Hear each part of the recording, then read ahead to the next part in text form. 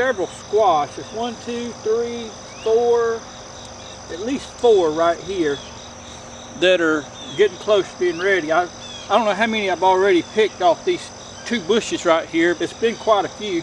I've done this in probably the worst possible conditions that you can have because of the heat has been so extreme here. In fact, last week we had record temperatures. With all the high temperatures and no rain, it's had a pretty good effect on our garden. We've had to water pretty much every day. In fact, most days twice a day for at least a month now. And the reason is because it's just, we were so dry. And not only that, but the sun was so intense.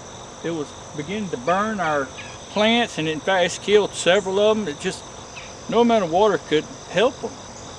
You can see the okra is starting to come on up. It should be getting some okra here shortly, hopefully anyway.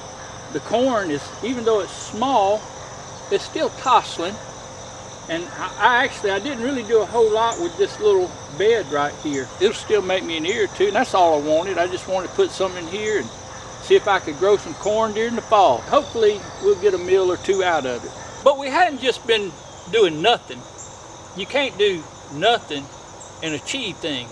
We've been preparing, get the soil health. Perhaps that by the beginning of next year we'll have something started that will continue on for years and years. You see right here, we dug our trench, and we've got trenches all through this garden.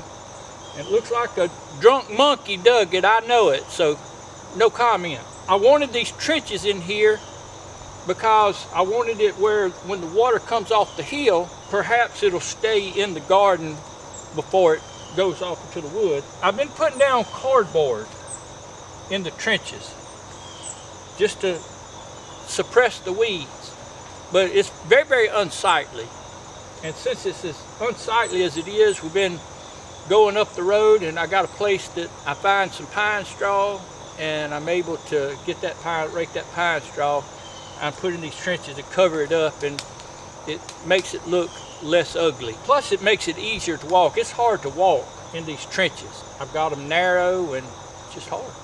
Right in the middle of my pea patch, I planted some comfrey. Kind of hard to see.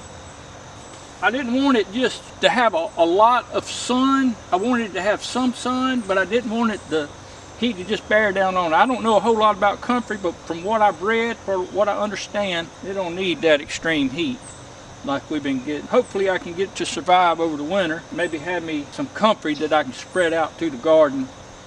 I got a rose of Sharon right here. I don't know why I planted it right here in the middle of my garden, other than just to have a perennial plant to be something for the pollinators. It'll provide a little bit of shade over here when it's needed.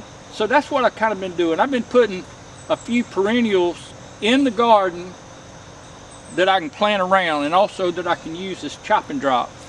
One of the plants that I've been able to acquire is this lemongrass. I'm so proud of it. I got this lemongrass and the comfrey I just showed you from Zany May from Spring Meadow Farms and Garden. If y'all hadn't seen Zany May, y'all need to get over there and check her out. This lady, she knows pretty much everything there is about garden, I think, and she has, I think, every plant that's been known to man.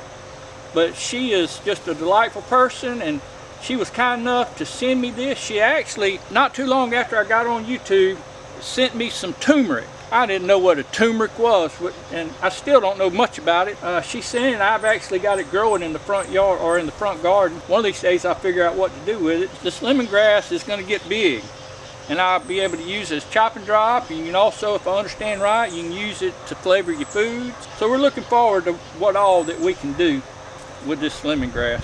While it was pretty much so hot to do nothing else, I decided to go ahead and dig me a hole.